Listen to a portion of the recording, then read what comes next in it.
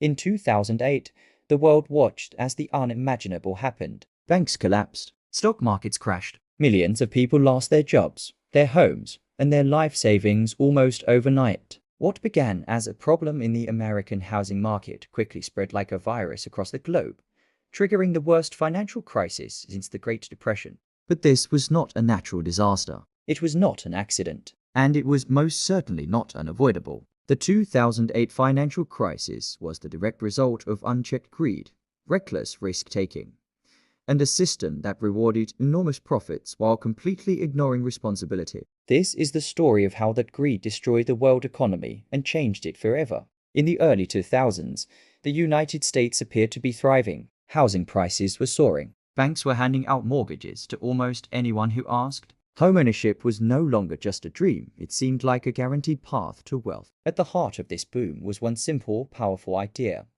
Housing prices would never fall. Banks encouraged this belief, real estate agents promoted it, politicians praised it, and Wall Street built an entire financial empire on top of it. Borrowers were told not to worry about the details. They could always refinance later. Adjustable interest rates were brushed aside. All the warning signs were dismissed. But behind the scenes, the foundation of this prosperity was already cracking. At the center of the crisis were things called subprime mortgages. These were loans given to borrowers with poor credit, unstable income, or very little ability to actually repay. In the past, these loans were considered far too dangerous for any responsible lender. But the big banks found a way to make them incredibly profitable. Instead of holding onto the risk themselves, the banks decided to sell the loans.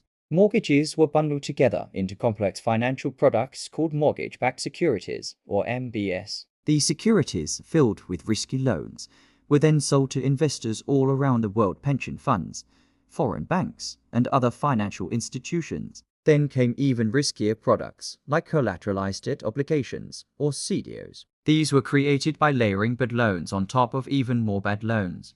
To make matters worse, credit rating agencies, the supposed referees of the financial world, stamped many of these incredibly risky investments with an AA rating, the safest possible grade. In reality, they were ticking time bombs. Wall Street played a central role in fueling this fire. Big investment banks were no longer focused on long-term stability. They were driven by short-term profits and massive, multi-million-dollar bonuses. The more loans they created and packaged, the more money they made. Risk wasn't eliminated, it was just hidden, passed on to someone else. Financial institutions used something called extreme leverage, borrowing enormous amounts of money to amplify their profits. Some banks were leveraged more than 30 to 1, meaning even a tiny loss could completely wipe them out. At the same time, the regulators who were supposed to be watching over the system failed to act. Laws were weakened. Oversight was ignored. Anyone who tried to raise a warning was silenced. The system didn't just tolerate greed, it rewarded it. And it punished caution. In 2007, the illusion finally began to crack. Interest rates rose. Those adjustable mortgages reset to much higher payments. Suddenly, homeowners could no longer afford their monthly bills. Defaults surged across the country. And then, the unthinkable happened. Housing prices began to fall. All at once, the assets backing trillions of dollars in financial products were worth far less than anyone believed. The toxic mortgage securities became worthless. Banks had no idea which institutions were safe or which were about to fail. Trust, the very grease that keeps the financial system moving, evaporated. In September 2008, the bomb went off. Lehman Brothers, a 158-year-old investment bank, collapsed. It was the largest bankruptcy in US history. Panic swept across global markets. The financial system froze solid. This crisis did not stop at America's borders. European banks had invested heavily in those same toxic US mortgage securities. Asian markets were deeply connected to global finance. When Wall Street fell, the world fell with it. Stock markets crashed from London to Tokyo. International trade slowed to a crawl. Entire economies plunged into deep recession. Millions of people lost their jobs. Families were forced from their homes. Retirement savings vanished. Yet, while ordinary people suffered the consequences, many of the institutions that caused the crisis were rescued with taxpayer money. Governments stepped in with massive bailouts, declaring these banks too big to fail. For many people watching, the message was painfully clear.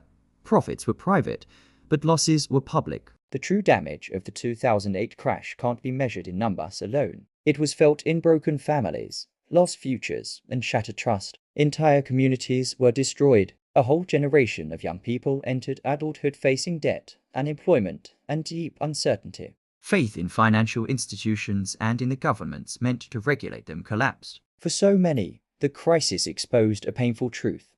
The system was never designed to protect everyone. After the crash, reforms were promised. New regulations were introduced. Banks were forced to hold more capital. Oversight was supposedly strengthened, at least on paper. But greed did not disappear. Risky behavior slowly crept back in. Financial complexity increased. And once again, markets began to operate as if a massive collapse was impossible. The 2008 crisis wasn't just a failure of finance, it was a failure of ethics. And it leaves us with a critical question. Have we truly learned anything from it? Or are we just waiting for the next collapse to happen? Because if history has shown us one thing clearly, it's that when greed goes unchecked, the price is always paid by everyone. Thanks for watching. If you found this video insightful, please like, share, and subscribe for more deep dives into the events that shape our world. We'll see you next time.